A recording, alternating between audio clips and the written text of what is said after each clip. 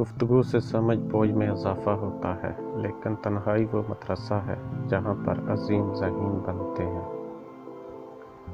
جاہلوں کی بات پر تحمل کرنا عقل کو زکوٰۃ دینا ہے۔ عقل مند ہمیشہ فکر و غم میں مبتلا رہتا ہے۔ گناہوں پر ندام ہونا ان کو مٹا دیتا ہے اور نیکیوں پر مغرور ہونا ان کو برباد کر دیتا ہے۔ کفر پر مبنی حکومت چل سکتی ہے، لیکن ظلم و ناانصافی پر مبنی حکومت نہیں چل سکتی۔ آدمی کی قابلیت زبان کے نیچے پوشیدہ ہے۔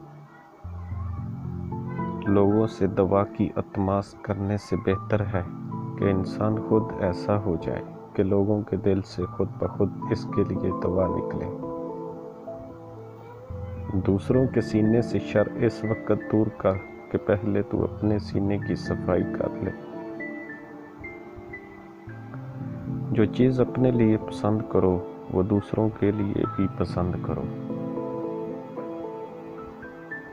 جو شخص تمہاری نگاہوں سے تمہاری ضرورت کو سمجھ نہیں سکتا، اس سے کچھ مانگ کر خود کو شرمندہ نہ کرو۔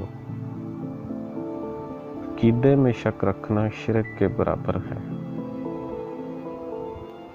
ادب بہترین کمال ہے اور خیرات افضل ترین عبادت ہے۔